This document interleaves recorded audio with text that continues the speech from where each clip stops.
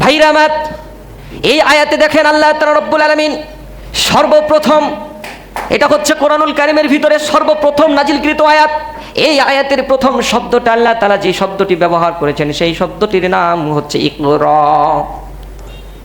Imperative sentence, আল্লাহ আদেশ করছেন আমরের সেগা, যে ইকরা, তুমি পাঠ করো, তুমি পড়ো, তুমি অনুশীলন করো, তুমি অধ্যয়ন করো, তুমি শিক্ষা অর্জন করো, তুমি জ্ঞান অর্জন করো। সুবহানাল্লাহ বলেন। শিক্ষার কত দাম দেখেন। যারা শিক্ষা অর্জন করে আল্লাহ তাআলা রব্বুল আলামিন তাদেরকে ইহকালেও সম্মানিত করে, পরকালেও সম্মানিত করবেন। সেই কথাটা কোরআনুল কারীমের ভিতরে 58 নম্বর সূরা আল মুজাদালার 11 নম্বর আয়াতে রব্বুল আলামিন বলেন, ইয়ারফাইল্লাহুল্লাযীনা আমানু মিনকুম ওয়াল্লাযীনা উতুল ইলমা দারাজাত। সুবহানাল্লাহ পড়েন। জ্ঞানী এবং মূর্খ যারা আলেম ওলামা এবং সাধারণ যারা মুসল্লি, তাদের ভিতরে বা সাধারণ যারা মানুষ, তাদের ভিতরে কতটা পার্থক্য, সেই পার্থক্যটা সরাসরি আল্লাহ তাআলা রব্বুল আলামিন করছেন। 39 নম্বর সূরা আজ-জুমারের 9 নম্বর আয়াতের দিকে আমরা চলে যাই। রব্বুল আলামিন বলেন, কুল হাল ইয়াস্তাবিল্লাযীনা ইয়ালামুনা ওয়াল্লাযীনা লা ইয়ালামুন। সুবহানাল্লাহ পড়েন।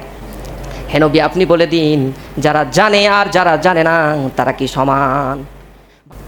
এই পৃথিবীতে যত মহামানবের আগমন ঘটেছে, তারা যে মহামানব হয়েছেন, তাদেরকে মানুষ মহামানব হিসাবে গ্রহণ করেছেন, সেটা কিসের জন্য বলেন তো? শিক্ষার জন্য। যত নবী পয়গম্বর এসেছেন, তারা তাদের সেই জামানার লোককে হেদায়েত করতে সক্ষম হয়েছেন, পথভ্রষ্ট মানুষদেরকে পথ দেখাতে সক্ষম হয়েছেন। এটা কিসের মাধ্যমে? শুধু শিক্ষার মাধ্যমে। যত বিজ্ঞানিকের আগমন ঘটেছে, যত কবি সাহিত্যিকের আগমন ঘটেছে, এরা মারা গেছেন, তারপরেও এরা মানুষের হৃদয়ে জীবিত আছে, ঠিক কিনা? শিক্ষার কারণে এরা শিক্ষা নামক সম্পদ রেখে গেছে। আজকে আমরা আধুনিকতা পেয়েছি। এই আধুনিকতা কিসের মাধ্যমে পেয়েছি বলেন তো?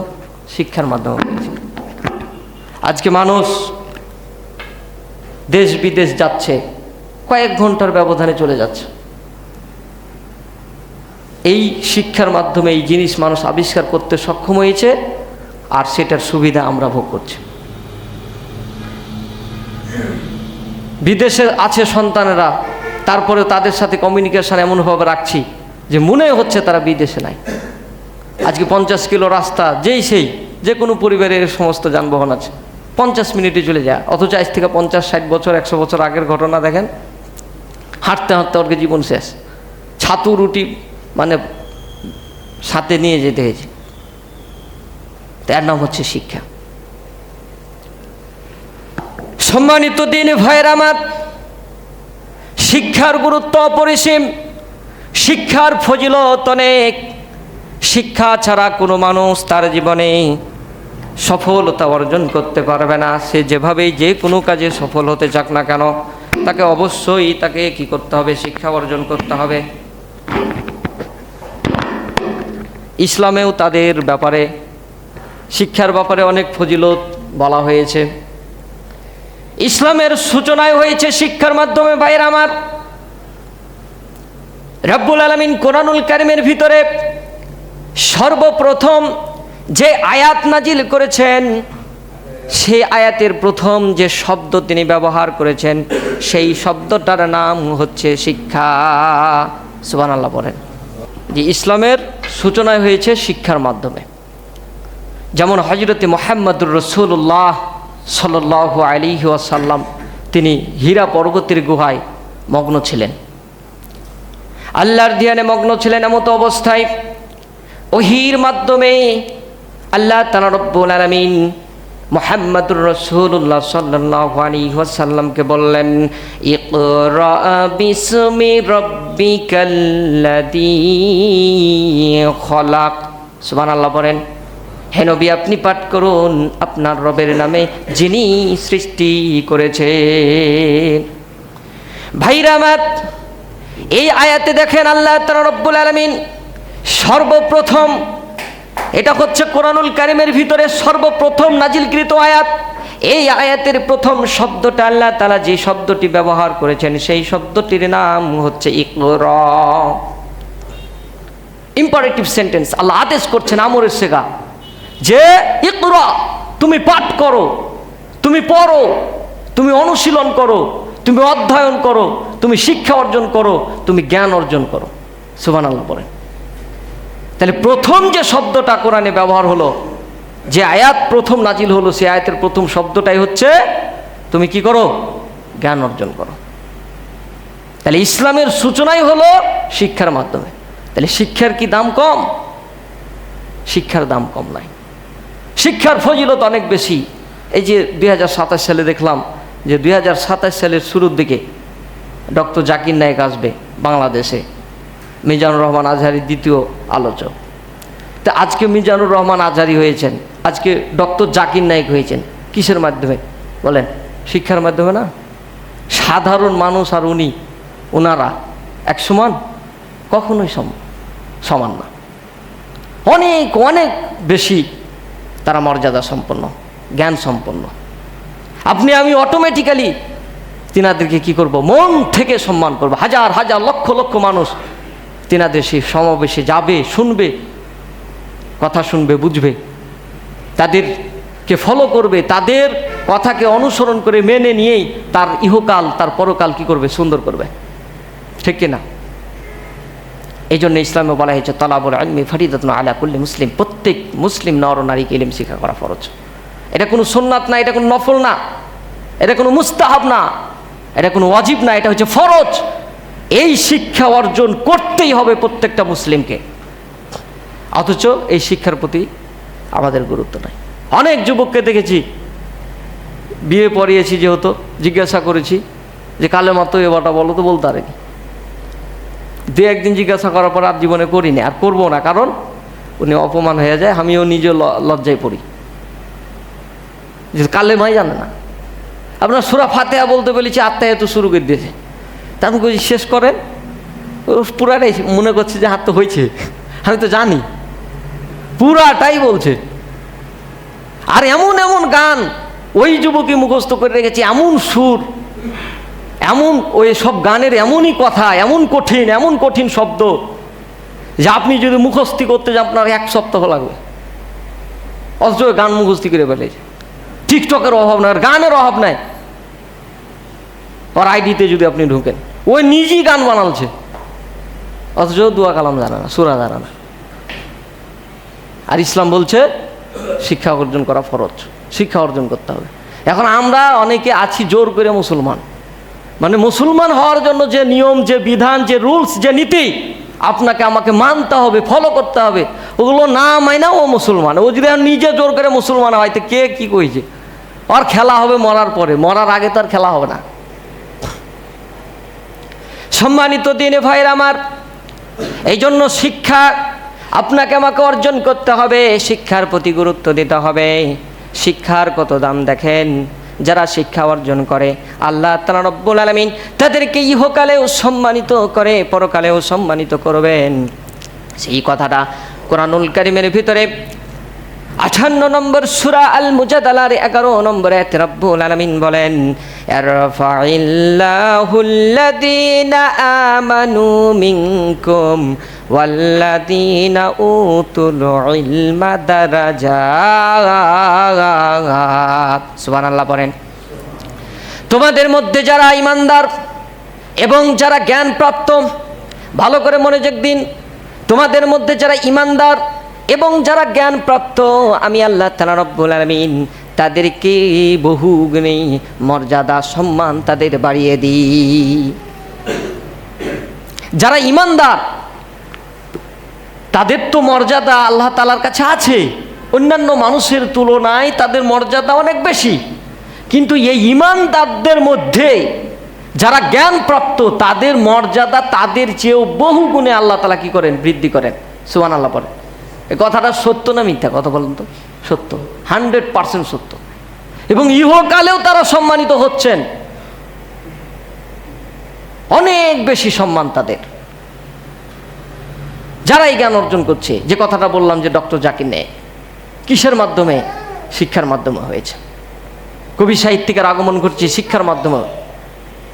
নবী রাসূলেরা সম্পদ রেখে যান নাই, সম্পদ রেখে গেছেন শিক্ষা, আর সেই শিক্ষা অর্জন করছে আলেম ওলামা। তো এই আলেম ওলামা জ্ঞান অর্জন করে আপনি হাজার হাজার মুসলমান, প্রাণপ্রিয় ধর্ম, প্রাণপ্রিয় মুসলমান, হাজার হাজার লক্ষ লক্ষ সেই আলেম ওলামার ফতোয়ার উপর তারা ইহকাল সুন্দর করছে, পরকাল সুন্দর করছে, ঠিক কিনা? আপনি ইবাদত করছেন আপনি আপনার জন্য, আপনার দ্বারা ইসলামের কতটুকু উপকার হচ্ছে, কিন্তু একজন আলেমের দ্বারা কতটা উপকার হচ্ছে দেখেন। আলেমকে কেন আল্লাহ তাআলা বললেন যে তাদের সম্মান বহুগুণে বাড়িয়ে দিই, যে এই আলেমেরা যে ফতোয়া দিবে সেই ফতোয়া আপনি গ্রহণ করবেন, দিয়ে আপনি আল্লাহর ইবাদত করবেন, ঠিক না? একটা সময় কিন্তু ফরজ নামাজের পর দোয়া হইতো না? আলেম ওলামা ফতোয়া দিলে দোয়া নাই। কুরবানি দিলেন, যদি আলেম ওলামা ঐক্য মাথায় বলে যে কুরবানি নাই, তো কুরবানি নাই। আলেমদের ওপরেই এই ইসলামটা কি নির্ভর করছে। এই জন্য আলেমদের মর্যাদা অনেক বেশি। এরা নবীজির জ্ঞান অর্জন করেছে, এবং এটা একদিনে না, অনেক বছর, অনেক সাধনা, অনেক চেষ্টার মাধ্যমে। আপনার এলাকাতে সবচাইতে যে ছেলেটা সেরা, সেই দেখেন ওই পেরেছে, নাহলে আপনাকেও ভর্তি করেছিল, আপনি পারলেছেন। বাপ কিন্তু প্রাথমিকভাবে চেষ্টা করে পড়াশোনা করানোর জন্য, মাদ্রাসায় ভর্তি করে মক্তব পেটায়। আপনি জাননি, গেছেন 2 দিন 5 দিন গেছেন, পারলেছেন, পারেননি, আপনার ভাগ্যে জুটেনি। এটা অনেক বছর ধরে এই সাধনা কি করতে হয়, অনেক ধৈর্যের মধ্য দিয়ে, অনেক সময়ের মধ্য দিয়ে এই জ্ঞান আপনাকে অর্জন করতে হয়, এবং অনেক কিছু তাকে মেনটেন করে চলতে হয় একটা আলেমকে, অনেক কিছু। আলেমের মর্যাদা এমনি এমনি আল্লাহ তাআলা দেন নাই। যে আপনি দেখেন সাধারণত যেখানে সেখানে আপনি বেরি খাচ্ছেন, এটাকে আপনি কিছুই মনে করছেন না, কিন্তু একটা আলেম তো পারবে না। আজান দিচ্ছে, ওকে মসজিদে চলে আসতে হবে, কিন্তু আপনি ঠিকই আছেন, সমস্যা নেই। আপনি দিনে সকাল থেকে শুরু করে রাত পর্যন্ত কত কি যে হয়েছে আপনার হিসাবই নেই, কিন্তু আমরা কি আলেমের পিছে খোঁজ ধরাধরি বেশি করার চেষ্টা করি, পিছে লাগি। একটা আলেম হতে গেলে তাকে অনেক কিছুই মেনটেন করতে হয়। আপনি দেখেন কতটা কষ্ট, কতটা সাধনা। আপনি একটা পৃষ্ঠা কোরআনের আপনি মুখস্থি করে দেখবেন, টেস্ট করবেন, আপনার কয়দিন লাগবে তাকে জানায়। আপনি তাইলেই বুঝতে পারবেন, জানাইতে হবে না, আপনি বুঝতে পারলেন যে আসলে কোরআন মুখস্থ করা কত কঠিন। বয়স যখন 7 বছর, 8 বছর, 6 বছর, তখন ওকে মাদ্রাসায় ভর্তি করেছে। দেখেন গা হাফিজাতে গিয়ে ওকে 12, 13, 14 ঘন্টা সব সময় পড়তেই হয়। ওর কোনো শীত নাই, ওর কোনো গরম নাই। এটা একটা সাধনা, অনেক কষ্ট। অন্যান্য প্রতিষ্ঠানে দেখেন নামাজের জন্য মারে না, পাঞ্জাবি গায়ে দিয়েছে কিনা মারে না, টুপি মাথায় আছে কিনা মারে না, কিন্তু ওকে ছুটু থেকে এগুলো মানতে হয়। ওর টুপি না থাকলেও মাইর খেবে, পাঞ্জাবি না গায়ে দিলেও মাইর খেবে, ওর নামাজ ছুটা তো দূরে থেকে একামত ছুটলেও মাইর খেবে। এই মায়ের চোটে কতজন চলে আসে। আমার সাথে 33 জন ভর্তি হয়েছিল, একটাও টিকেনি, সব বাদ হয়ে গেছে। কারণ আমি এখন মনে হয় টিকনু কি, এখন আল্লাহ ভালো জানে। এই জন্য ভাইয়েরা আমার, ইসলামটা নির্ভর করে আলেম ওলামার ওপরে। এই জন্য আলেমদের মর্যাদাও আল্লাহ তাআলা রব্বুল আলামিন অনেক বেশি দিয়েছেন। আল্লাহ সরাসরি বলছেন, ইয়ারফাইল্লাহুল্লাযীনা আমানু মিনকুম ওয়াল্লাযীনা উতুল ইলমা দারাজাত।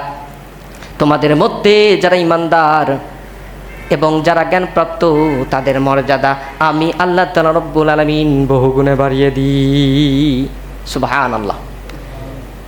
ভাইরা আমার, জ্ঞানী এবং মূর্খ যারা আলেম ওলামা এবং সাধারণ যারা মুসল্লি, তাদের ভিতরে বা সাধারণ যারা মানুষ, তাদের ভিতরে কতটা পার্থক্য, সেই পার্থক্যটা সরাসরি আল্লাহ তাআলা রব্বুল আলামিন করছেন। 39 নম্বর সূরা আজ-জুমারের 9 নম্বর আয়াতের দিকে আমরা চলে যাই। রব্বুল আলামিন বলেন, কুল হাল ইয়াস্তাবিল্লাযীনা ইয়া'লামুনা ওয়াল্লাযীনা লা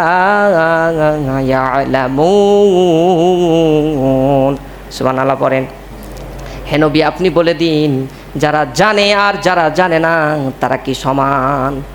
ভাইরা আমার, এখানে আল্লাহ তাআলা রব্বুল আলামিন প্রশ্ন করছেন, নবী যারা জানে আর যারা জানে না তারা কি সমান, এটা বলে দাও।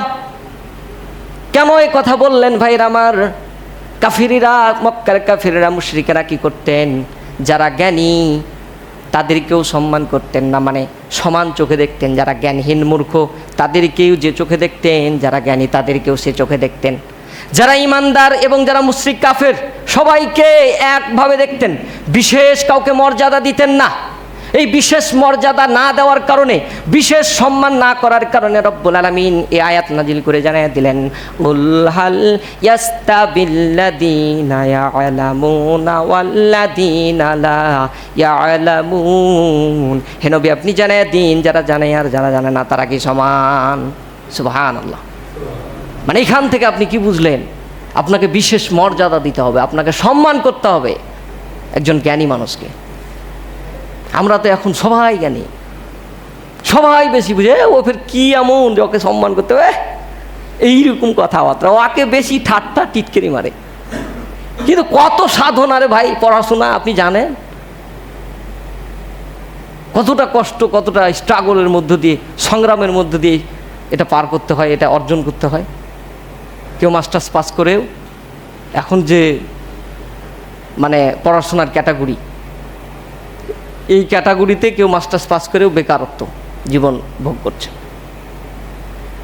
আবার কেউ দিন রাত পড়তে পড়তে জীবনটাই শেষ করে দিচ্ছে। অনেকের অনেকভাবে সফলতা। তাই এটা হচ্ছে আমাদেরই, মানে একটু বলে দিই তারপরে আমি মূল আলোচনা যাচ্ছি আবার, যে আপনার এই যে প্রথমে যখন আলোচনা শুরু করলাম না, যে শিক্ষাই হচ্ছে একটা মানুষের ব্যক্তিগত জীবন, সাংস্কৃতিক জীবন, রাজনৈতিক জীবন, পারিবারিক জীবন, সামাজিক জীবন, সর্বক্ষেত্রেই উন্নতি আনতে পারে এই শিক্ষা। তা আপনি যে সমস্ত দেশগুলো আজকে উন্নত দেশে পরিণত হয়েছে, আপনি তাকে দেখেন সিঙ্গাপুর, তারপর দক্ষিণ কোরিয়া, তারপর জাপান, এগুলোর এদের শিক্ষা ব্যবস্থা খুব উন্নত, শিক্ষা ব্যবস্থা খুব ভালো। একটা দেশকে, একটা পরিবারকে, একটা সমাজকে, একটা রাষ্ট্রকে ধ্বংস করে দেওয়ার জন্য শিক্ষা ব্যবস্থা উঠিয়ে দিতে হবে, নর্মাল করে দিতে হবে, দুর্বল করে দিতে হবে, তাহলেই যথেষ্ট, আর কিছু লাগবে না। আর আমাদের বাংলাদেশে তাই, এটা আপনাকে সত্য কথা বললাম, শতভাগ সত্য কথা।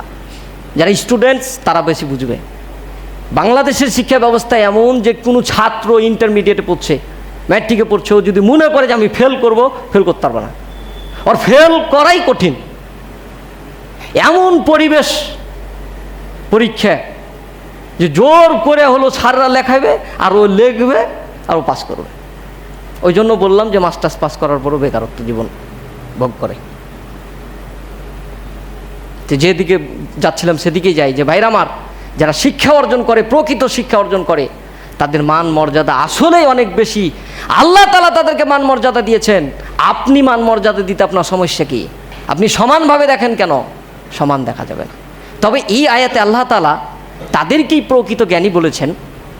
জ্ঞানী যারা পড়াশোনা করে তারাই যে জ্ঞানী তাও না, এখানে আল্লাহ তাআলা জ্ঞানী বলতে বুঝিয়েছেন যারা আল্লাহকে চেনে। সুবহানাল্লাহ পড়েন, মানে কাউকে আল্লাহ ছোট করেনি। যারা আল্লাহকে চেনে, রাসূলকে চেনে, আল্লাহর সৃষ্টি নিয়ে গবেষণা করে ভাবে, তাদেরকেই, ইমানদারদেরকেই আল্লাহ তাআলা কি বলেছেন? জ্ঞানী বলেছেন। কারণ অনেক মানুষ পৃথিবীতে শিক্ষা অর্জন করেছে, অনেক জ্ঞানীগুণী মানুষ, অনেক পণ্ডিত মানুষ, সার্টিফিকেটের অভাব নাই, পড়াশোনার অভাব নাই, কিন্তু ওই আল্লাহকে চিনে না, ঠিক কিনা? ওই যে আমি এমনি আইসি এমনি চলে গেল, ও বলে মানে যে সূর্য উঠছে, ডুবছে, তারপর রাত হচ্ছে, দিন হচ্ছে এক আল্লাহর হুকুমে, হ্যাঁ, বৃষ্টি হচ্ছে, ঝড় হচ্ছে, ওই এগুলো চোখই পড়ে না ওর। বলছে কোনো সৃষ্টিকর্তাই নাই, তো ওকে তো আল্লাহ মূর্খ বলেছে। আবার দেখেন অন্যান্য ধর্ম যারা অনুসরণ করে, মানুষের যে তৈরি করে, আপনি এমনি বুঝতে পারবেন। এই যে হিন্দু ধর্মে কিছুদিন আগে দেখলাম যে ওরা কি করে জানেন, ওর ভিতরে একটা জায়ত আছে, ওরা ফের গরুর মুত খায়, নাউজুবিল্লাহ করে, মুত পান করে, 500 টাকা করে কিনে নেয়, এরকমও শুনতে পাওয়া যায়। গোবর পান করে, খায়, এটা খেতে পারবেন? দেখেন দেখেন, বিজ্ঞানী বলছে যে গরুর মূত্র, গোবর, এটা নোংরা, এটা যদি খায় তাহলে ওর ক্ষতি ছাড়া কোনো লাভ নাই। চ্যালেঞ্জ, কোনো বিজ্ঞানী প্রমাণ করতে পারবে না যে ওইটাতে উপকার আছে। উপকার আছে কিসে? দুধে ভিটামিন ডি আপনাকে স্ট্রং করবে, আপনার হাড়কে মজবুত করবে। আপনাকে শক্তিশালী করে তুলবে, আপনি হাঁটতে পারবেন, আপনি শক্তি পাবেন। সে পুষ্টিকর খাবার কি করছে ওরা, ওই দুধটাকে সংরক্ষণ করছে, আপনার বড় বড় ডামে দেখছি যে ওইটা যে পুকুরে ফেল দিছে। তাহলে দুধটাকে পুকুরে ফেলছে আর ওর মূত্র ওর গোবর পান করছে। তো হাজার যদি শিক্ষিত হয়, তোকে কি আল্লাহ শিক্ষিত বলেছেন? ওকে কি জ্ঞানী বলেছেন? এই জন্য ভাইয়ের আমার, রব্বুল আলামিন নবীকে জানিয়ে দিলেন, হে নবী আপনি বলে দিন, কুল হাল ইয়াস্তাবিল্লাযীনা ইয়ালামুনা ওয়াল্লাযীনা লা ইয়ালামুন, যারা জানে আর যারা জানে না তারা কখনো সমান হতে পারে না।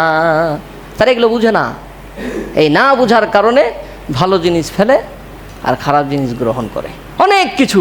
আর ইসলামে কি বলছে যে গোবর খাওয়া তো দূরে থাক, এই গোবর যদি আপনার শরীরে ভরে যেত আপনাকে পরিষ্কার হতে হবে, মানে পবিত্র হতে হবে, আপনার নামাজ হবে না। সুবহানাল্লাহ পরে। এর নাম হচ্ছে ইসলাম, ইসলামের সৌন্দর্য। তা আল্লাহর কাছে শুকরিয়া আদায় করবেন যে ইসলামের ছায়াতলে আসতে পেরেছেন। আল্লাহ আপনাকে মুসলিম হিসাবেই সৃষ্টি করেছেন, পৃথিবীতে পাঠিয়েছেন। বিভিন্ন ধর্মের মানুষের পরিবারে, বিভিন্ন ধর্মের পরিবারে আল্লাহ সৃষ্টি করতে পারতেন, পরীক্ষা করতে পারতেন। কারণ পৃথিবীতে যখন মানুষ আসে, কোনো মানুষই কিন্তু ইহুদি না, কোনো মানুষই খ্রিস্টান না, কোনো মানুষই নাস্তিক না, কোনো মানুষই হিন্দু না। প্রত্যেকটা মানুষ যখন পৃথিবীতে জন্মগ্রহণ করেন নিষ্পাপ হয়ে মুসলমান হয়ে, সুবহানাল্লাহ বলেন। কিন্তু আর পরিবেশ তাকে কি করে দেয়, ওকে বিভিন্ন গোত্রে পরিণত, বিভিন্ন ধর্মে ওকে পরিণত করে।